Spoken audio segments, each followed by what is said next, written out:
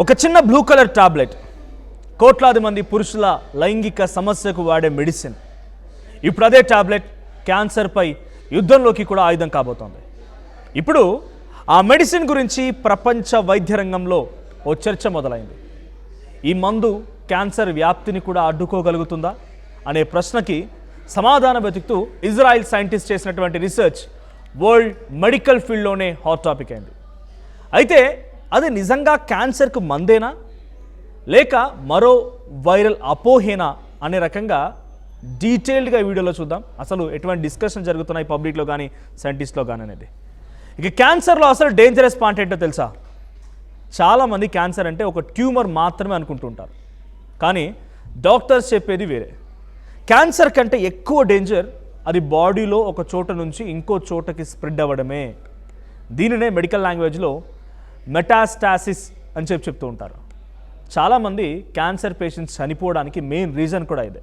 అందుకే సైంటిస్ట్ ఇప్పుడు క్యాన్సర్ని పూర్తిగా తీసేయడం కంటే ముందు ఆ స్ప్రెడ్ కాకుండా ఎలా ఆపాలనే దానిపైన ఎక్కువగా రీసెర్చ్ చేస్తున్నారు. అయితే ఇందులోకి ఒక మెడిసిన్ ఎలా వచ్చింది? అసలు ఆ మెడిసిన్ అంటే అందరికీ తెలిసిందే. చాలామంది కూడా అంటే అప్పుడప్పుడు చూస్తూ ఉంటారు, అంటే లైంగిక సమస్యల విషయంలో పురుషులు వాడాలని రకంగా చెప్తూ ఉంటారు. సో బ్లడ్ ఫ్లోని ఇంప్రూవ్ చేసేటువంటి, ఆ తర్వాత లైంగిక సమస్యలకి చెక్ పెట్టే విధంగా తగ్గించే మెడిసినే ఇది. కానీ ఇజ్రాయిల్లోని వెజ్మాన్ ఇన్స్టిట్యూట్ ఆఫ్ సైన్స్ పరిశోధకులకి ఒక ఇంట్రెస్టింగ్ డౌట్ వచ్చింది. ఈ మెడిసిన్కి ఇంకో ఉపయోగం ఉండొచ్చా? అక్కడి నుంచే ఈ రీసెర్చ్ స్టార్ట్ అయింది. క్యాన్సర్ సెల్స్కి కొలెస్ట్రాల్ ఎందుకు అంత ఇంపార్టెంట్? మనం కొలెస్ట్రాల్ అంటే హార్ట్ ప్రాబ్లమ్స్ గుర్తు చేసుకుంటూ ఉంటాం, కానీ క్యాన్సర్ సెల్స్కి మాత్రం కొలెస్ట్రాల్ అంటే ఫ్యూయల్ లాంటిది. బాడీలో ఒక చోట నుంచి ఇంకో చోటకు వెళ్ళాలన్నా, కొత్త ట్యూమర్ క్రియేట్ చేయాలన్నా వాటికి కొలెస్ట్రాల్ చాలా అవసరం. అంటే కొలెస్ట్రాల్ లేకపోతే క్యాన్సర్ సెల్స్ వ్యాప్తి తగ్గిపోతుంది. ఇదే పాయింట్ మీద సైంటిస్ట్ ఫోకస్ చేశారు.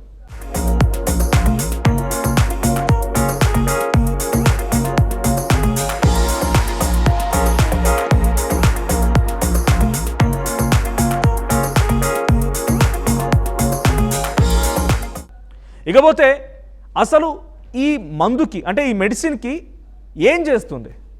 ఈ మెడిసిన్లో ఉండేటువంటి సైల్డెనఫిల్ అనేటువంటి డ్రగ్ క్యాన్సర్ సెల్స్లోని లైసోసోమ్ అనేటువంటి భాగంలో కొలెస్ట్రాల్ చిక్కుకుపోయేలా చేస్తుంది. దాంతో క్యాన్సర్ సెల్స్కి కావాల్సినటువంటి కొలెస్ట్రాల్ ఉపయోగించుకునే అవకాశం తగ్గిపోతుంది. అంతేకాదు ఇది సిజిఎంపి అనేటువంటి మాలిక్యూల్ని ఇంక్రీజ్ చేసి NPC1 ప్రోటీన్ అనేటువంటి కొలెస్ట్రాల్ ట్రాన్స్పోర్ట్ సిస్టమ్ని వీక్ చేస్తుంది. సింపుల్గా చెప్పాలంటే ఫుడ్ ముందే ఉన్నా, అంటే తినే ఆహారం ముందే ఉన్నా తినలేని సిచ్యువేషన్లో క్యాన్సర్ సెల్స్ పడిపోతాయి. అందుకే వాటి గ్రోత్ స్ప్రెడ్ పూర్తిగా స్లో అవుతుందని రీసెర్చర్స్ చెప్తున్నారు. ఇక ఈ రీసెర్చ్ ఎలా చేశారు మరి? ముందుగా ఎలుక పిల్ల మీద దీన్ని ఎక్స్పెరిమెంట్స్ చేశారు. సో తర్వాత హ్యూమన్ క్యాన్సర్ సెల్స్ మీద ల్యాబ్ టెస్ట్లు చేశారు. అంతటితో ఆగలేదు. ఇజ్రాయిల్లోని క్లెలిటీ హెల్త్ సర్వీసెస్ దగ్గర ఉన్నటువంటి దాదాపు 50 లక్షల మంది హెల్త్ రికార్డ్స్ సేకరించారు. అలాగే దాదాపుగా 20 ఏళ్ల పాటుగా 20 ఇయర్స్ డేటా అనలైజ్ చేశారు. ఆ అనాలైసిస్లో సైల్డెనఫిల్ వాడినటువంటి కొందరు క్యాన్సర్ పేషెంట్స్లో సర్వైవల్ రేట్ బెటర్గా కనిపించిందట. ఇదే సైంటిస్టులకి కొంత కాన్ఫిడెన్స్ ఇచ్చింది. ఇంకొక బిగ్ సర్ప్రైజ్ కూడా ఉంది. సిల్డెనఫిల్ అనేటువంటి ఈ స్టాటిన్స్ అనేటువంటి కొలెస్ట్రాల్ మెడిసిన్స్తో కలిపి వాడినప్పుడు రిజల్ట్స్ ఇంకా బెటర్గా కనిపించాయంట. రీజన్స్ కూడా సింపుల్గా ఉన్నాయి. సో స్టాటిన్స్ కొత్త కొలెస్ట్రాల్ ప్రొడ్యూస్ కాకుండా చేస్తాయి. సిల్డెనఫిల్ ఇప్పటికే ఉన్నటువంటి కొలెస్ట్రాల్ని క్యాన్సర్ సెల్స్కి యూజ్ చేయకుండా చేస్తూ ఉంటుంది. అంటే ఒక మెడిసిన్ ప్రొడక్షన్ ఆపుతుంది, మరొకటి ఉపయోగాన్ని ఆపుతుంది. అందుకే డబుల్ ఎఫెక్ట్ కనిపించిందని రీసెర్చర్స్ అంటున్నారు. అంటే క్యాన్సర్కి మెడిసిన్ దొరికేసిందని అనుకునేరు. ఇక్కడే చాలామంది కన్ఫ్యూజ్ అవుతున్నారు. రీసెర్చర్స్ క్లియర్గా చెప్పిన విషయం ఏంటంటే ఇది ఇంకా ఎర్లీ స్టేజ్ రీసెర్చ్ మాత్రమే. ఇప్పటి వరకు వచ్చిన రిజల్ట్స్ చాలా పాజిటివ్గా ఉన్నా ఇది నిజంగా హ్యూమన్స్లో ఎంతవరకు వర్క్ అవుతుందో చెప్పాలంటే స్పెషల్ క్లినికల్ ట్రయల్స్ కంప్లీట్ అవ్వాలి. అప్పుడే ఇది ట్రీట్మెంట్లో యూజ్ చేయొచ్చా లేదా అనేది ఫైనల్ అవుతుంది. ఇక పరిశోధకులు ఏమంటున్నారు మరి? ఈ రీసెర్చ్కి లీడ్ చేసినటువంటి ప్రొఫెసర్ అయలెట్ ఎరిజ్ చెప్పినటువంటి మాట చాలా ఇంపార్టెంట్. క్యాన్సర్ అనేది కేవలం జీన్స్ వల్ల మాత్రమే కాదు, మన బాడీ మెటబాలిజం, మనం ఆల్రెడీ వాడుతున్న మెడిసిన్స్ ఇవన్నీ కూడా క్యాన్సర్ మీద ఎఫెక్ట్ చూపిస్తుంటాయి. అందుకే ఇప్పటికే ఉన్నటువంటి మెడిసిన్స్కి కొత్త యూజెస్ కనుక్కోవడం, అంటే డ్రగ్ రీపర్పసింగ్, ఆ తర్వాత ఫ్యూచర్ మెడిసిన్లో చాలా బిగ్ రోల్ ప్లే చేస్తుందని ఆమె చెప్పుకొచ్చారు. ఇక ఇంపార్టెంట్ వార్నింగ్, ఈ వీడియో చూసి ఎవరు సెల్ఫ్గా ఆ మెడిసిన్ని కొనుక్కొని యూజ్ చేయకండి. ఇది క్యాన్సర్కి అప్రూవ్డ్ ట్రీట్మెంట్ కాదు. డాక్టర్ అడ్వైస్ లేకుండా సిల్డెనఫిల్ తీసుకోవడం డేంజరస్ కావచ్చు కూడా. ముఖ్యంగా హార్ట్ ప్రాబ్లమ్స్ ఉన్నటువంటి వాళ్ళు లేదా కొన్ని స్పెసిఫిక్ మెడిసిన్ వాడుతున్న వాళ్ళు తప్పకుండా డాక్టర్ని కన్సల్ట్ చేయాలి. అంతకు మునుపు నేను చెప్పాను కదని చెప్పి ఎవరైనా అపోహపడి సోషల్ మీడియాలో వీడియోస్ చూసి డెఫినెట్గా ఇలా మీ అంతా మీరు వాడితే మాత్రం డెఫినెట్గా పొరపాటు పడ్డట్టే. ఒకప్పుడు కేవలం లైంగిక సమస్యల కోసం వాడేటువంటి మెడిసిన్గా ఫేమస్ అయినటువంటి ఈ మందు ఇప్పుడు క్యాన్సర్ రీసెర్చ్లో కూడా కొత్త హోప్ని చూపిస్తోంది. కానీ హోప్కి ప్రూఫ్కి చాలా డిఫరెన్స్ ఉంది. ఈ రీసెర్చ్ నిజంగా సక్సెస్ఫుల్ అయితే ఫ్యూచర్లో క్యాన్సర్ ట్రీట్మెంట్లో ఒక పెద్ద చేంజ్ రావచ్చు. కానీ ప్రస్తుతం మాత్రం ఈ మెడిసిన్తో క్యాన్సర్ క్యూర్ కాదు అనేది మాత్రం చాలా క్లియర్. క్యాన్సర్ స్ప్రెడ్ని స్లో చేయగలదా అనేటువంటి దానిపై జరుగుతున్న ఒక రీసెర్చ్ మాత్రమే. ఈ రీసెర్చ్ గురించి మీ ఒపీనియన్ ఏంటి?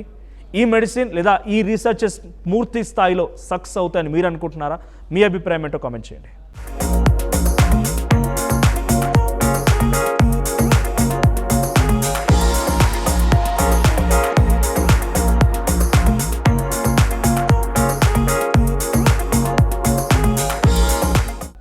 ఇకపోతే అసలు ఈ మందుకి అంటే ఈ మెడిసిన్కి ఏం చేస్తుంది? ఈ మెడిసిన్లో ఉండేటువంటి సిల్డెనఫిల్ అనేటువంటి డ్రగ్ క్యాన్సర్ సెల్స్లోని లైసోసోమ్ అనేటువంటి భాగంలో కొలెస్ట్రాల్ చిక్కుకుపోయేలా చేస్తుంది. దాంతో క్యాన్సర్ సెల్స్కి కావాల్సినటువంటి కొలెస్ట్రాల్ ఉపయోగించుకునే అవకాశం తగ్గిపోతుంది.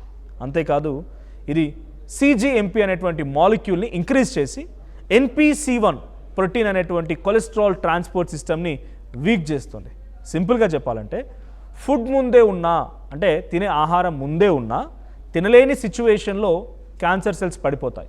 అందుకే వాటి గ్రోత్ స్ప్రెడ్ పూర్తిగా స్లో అవుతుందని రీసెర్చర్స్ చెప్తున్నారు. ఇక ఈ రీసెర్చ్ ఎలా చేశారు మరి? ముందుగా ఎలుక పిల్ల మీద దీన్ని ఎక్స్పెరిమెంట్స్ చేశారు. సో తర్వాత హ్యూమన్ క్యాన్సర్ సెల్స్ మీద ల్యాబ్ టెస్టులు చేశారు. అంతటితో ఆగలేదు. ఇజ్రాయిల్లోని క్లెలిటీ హెల్త్ సర్వీసెస్ దగ్గర ఉన్నటువంటి దాదాపు 50 లక్షల మంది హెల్త్ రికార్డ్స్ సేకరించారు. అలాగే దాదాపుగా 20 ఏళ్ల పాటుగా 20 years డేటా అనలైజ్ చేశారు. ఆ అనాలైసిస్లో సిల్డెనఫిల్ వాడినటువంటి కొందరు క్యాన్సర్ పేషెంట్స్లో సర్వైవల్ రేట్ బెటర్గా కనిపించిందట. ఇదే సైంటిస్టులకి కొంత కాన్ఫిడెన్స్ని ఇచ్చింది. ఇంకొక బిగ్ సర్ప్రైజ్ కూడా ఉంది. సిల్డెనఫిల్ అనేటువంటి ఈ స్టాటిన్స్ అనేటువంటి కొలెస్ట్రాల్ మెడిసిన్స్తో కలిపి వాడినప్పుడు రిజల్ట్స్ ఇంకా బెటర్గా కనిపించాయంట. రీజన్స్ కూడా సింపుల్గా ఉన్నాయి. సో స్టాటిన్స్ కొత్త కొలెస్ట్రాల్ ప్రొడ్యూస్ కాకుండా చేస్తాయి. సిల్డెనఫిల్ ఇప్పటికే ఉన్నటువంటి కొలెస్ట్రాల్ని క్యాన్సర్ సెల్స్కి యూజ్ చేయకుండా చేస్తూ ఉంటుంది. అంటే ఒక మెడిసిన్ ప్రొడక్షన్ ఆపుతుంది, మరొకటి ఉపయోగాన్ని ఆపుతుంది. అందుకే డబుల్ ఎఫెక్ట్ కనిపించిందని రీసెర్చర్స్ అంటున్నారు. అంటే క్యాన్సర్కి మెడిసిన్ దొరికేసిందని అనుకునేరు. ఇక్కడే చాలామంది కన్ఫ్యూజ్ అవుతున్నారు. రీసెర్చర్స్ క్లియర్గా చెప్పిన విషయం ఏంటంటే ఇది ఇంకా ఎర్లీ స్టేజ్ రీసెర్చ్ మాత్రమే. ఇప్పటి వరకు వచ్చిన రిజల్ట్స్ చాలా పాజిటివ్గా ఉన్నా ఇది నిజంగా హ్యూమన్స్లో ఎంతవరకు వర్క్ అవుతుందో చెప్పాలంటే స్పెషల్ క్లినికల్ ట్రయల్స్ కంప్లీట్ అవ్వాలి. అప్పుడే ఇది ట్రీట్మెంట్లో యూజ్ చేయొచ్చా లేదా అనేది ఫైనల్ అవుతుంది. ఇక పరిశోధకులు ఏమంటున్నారు మరి? ఈ రీసెర్చ్కి లీడ్ చేసినటువంటి ప్రొఫెసర్ అయలెట్ ఎరిజ్ చెప్పినటువంటి మాట చాలా ఇంపార్టెంట్.